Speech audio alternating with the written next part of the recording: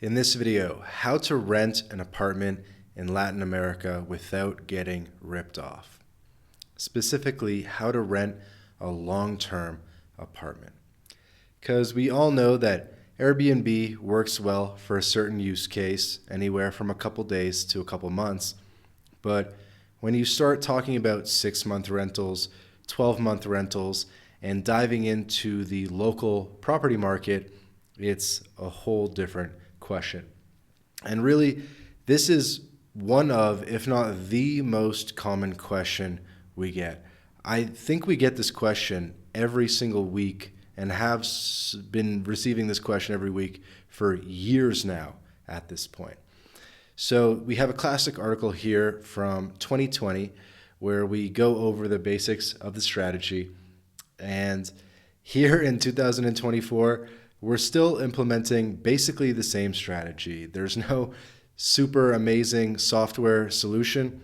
It's going to take work to find a long-term rental in Latin America still. And let's just say that that's part of the charm of Latin America. So the premise is, if like me, you want to stay in a Latin American country for a month or longer, you're not going to want to get stuck paying high Airbnb prices.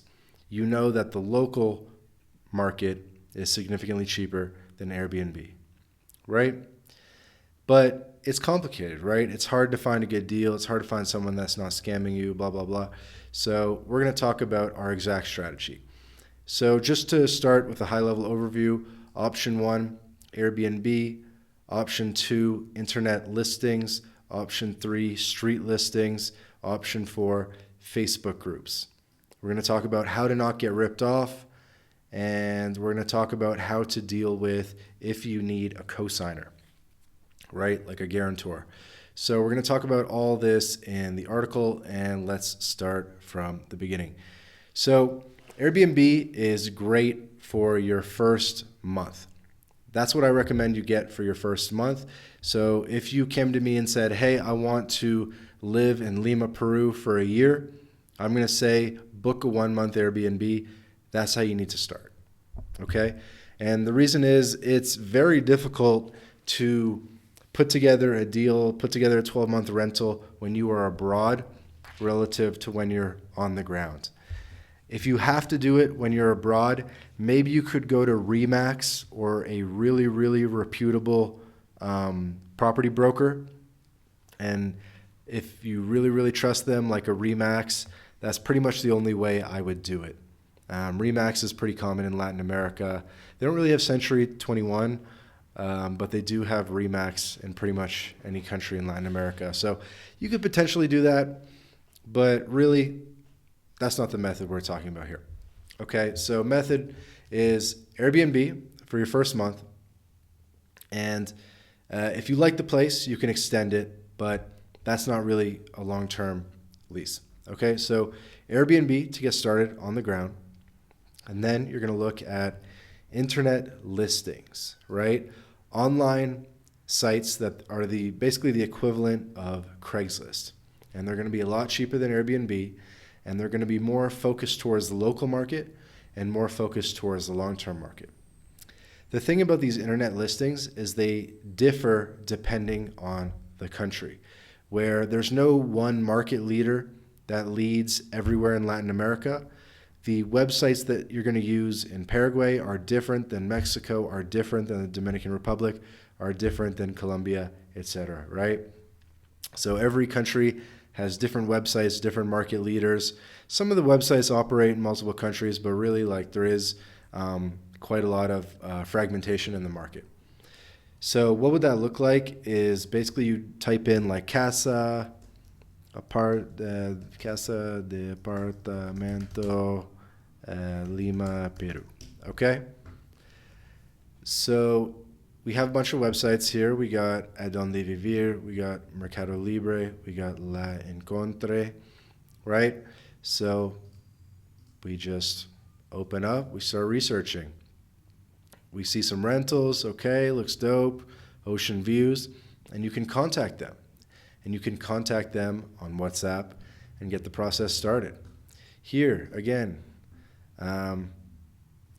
Mercado Libre. You can open up the place, be like, okay, cool.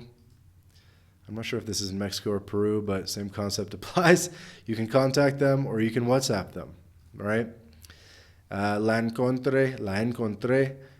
This website I hadn't heard about till now, so it must be for the Peruvian market, right? So immediately we have 3 different websites with tons of different leads.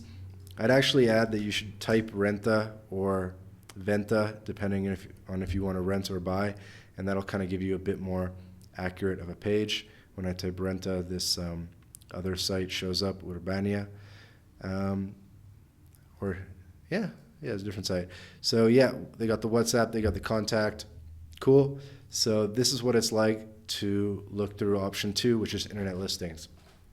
And probably should have mentioned in the beginning, make sure you have WhatsApp, obviously. And if you had a local phone number for the country, that could potentially help because you'll look more local. Okay, so now moving on to street listings. Personally, this is my favorite way to secure a long-term rental in Latin America. You will see tons of apartment rental signs on buildings in Latin America.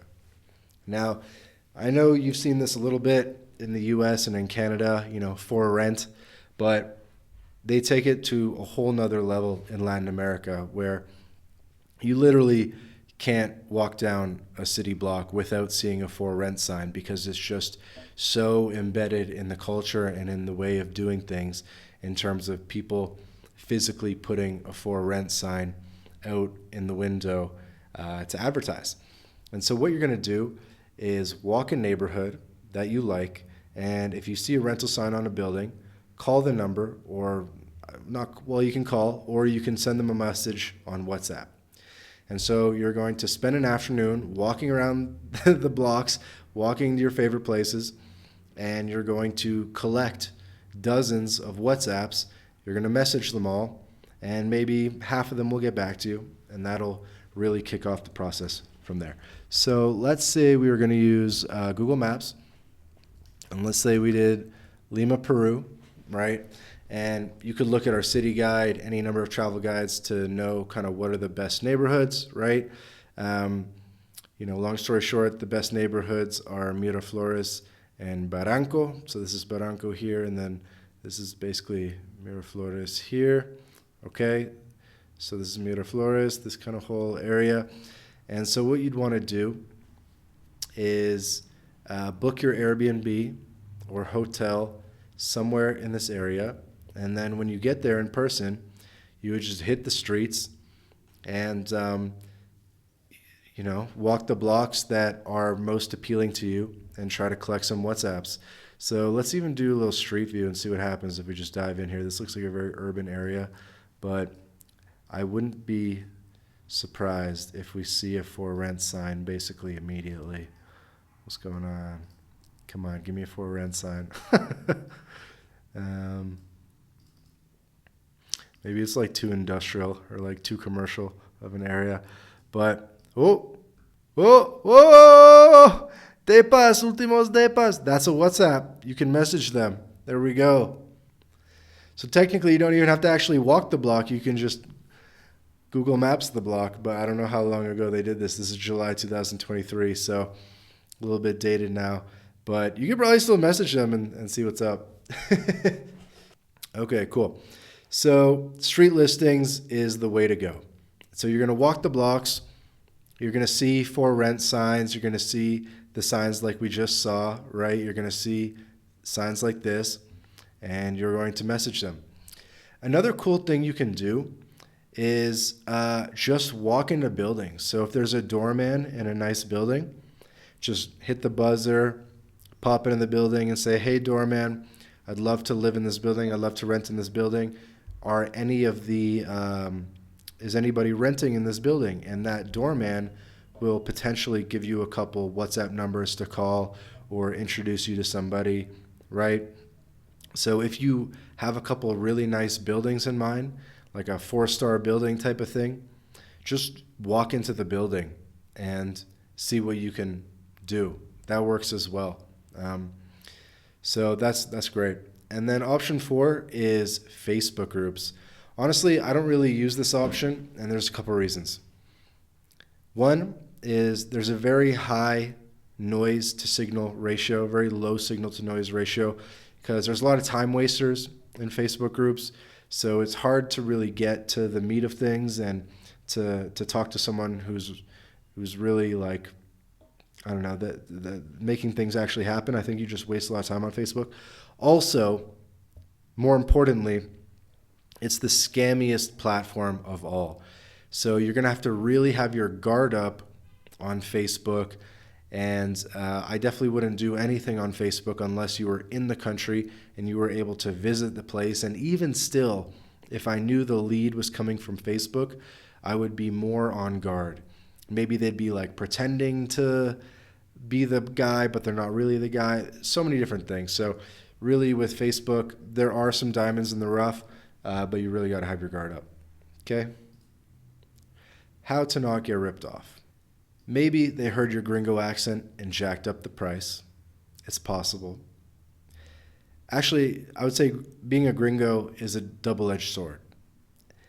It's a negative because, yes, they might jack up the price on you, but it's a positive in the sense that you might have better luck with people responding to you. Real estate agents might take you more seriously, and landlords might be more willing to rent to you.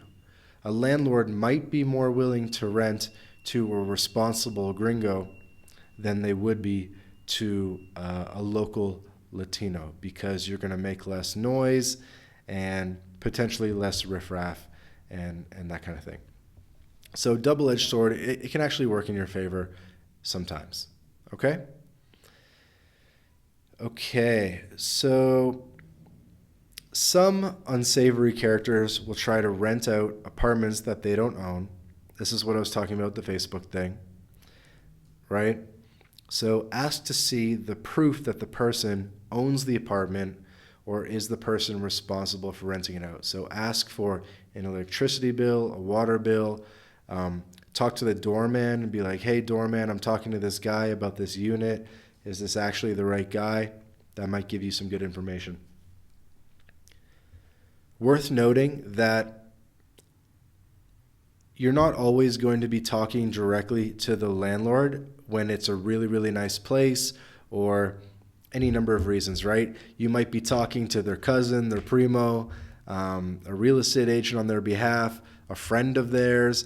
So there can be sort of these like weird family relationships in Latin America that you might not be used to, where you might not be talking directly to the landlord. It can happen, and I wouldn't say it's a red flag, but it's like an orange flag. You definitely want to have your guard up and check out the story. Be like, hey, why is it not the landlord?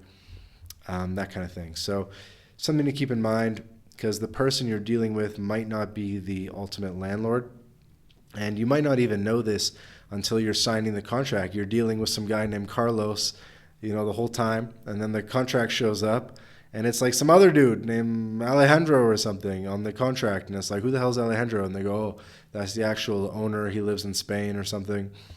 And so you really gotta get the story down in terms of who owns the place, who's the property manager. If there's an issue with the toilet or the sink, who are you calling and who's gonna come? Because it sounds like it's not going to be that absentee landowner. Make sense? So also regarding scams, never ever pay a deposit or make a payment before you have the keys in your hand, before signing a contract, before moving in. Only pay once it's 100% solid.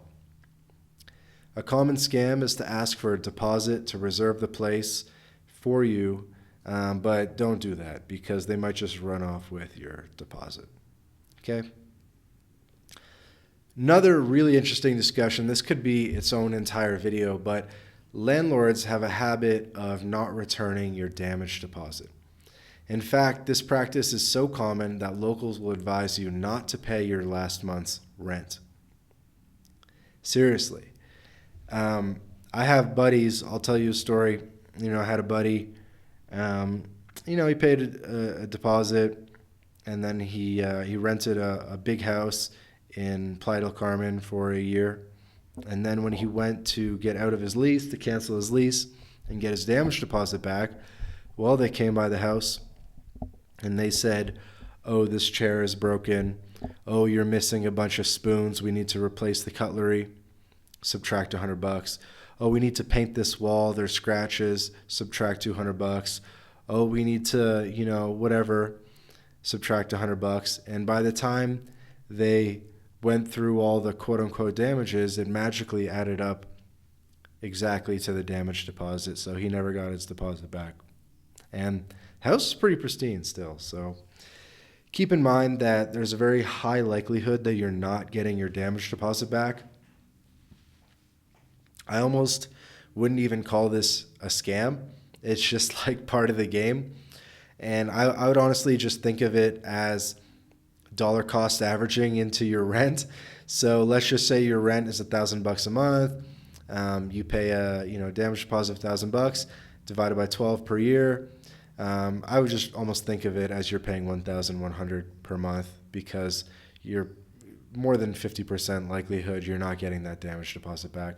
And if you're really cheap, you could just walk away from the rent. So if you have your doubts, don't pay the last month rent. I'll give you another huge tip here, a huge piece of alpha. Hope you're paying attention. This is deep, deep LATAM knowledge.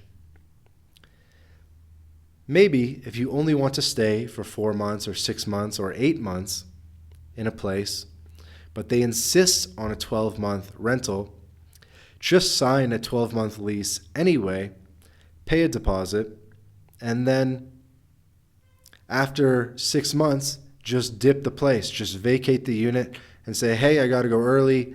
My grandma died, whatever. Make up an excuse and just say, hey, just keep the damage deposit.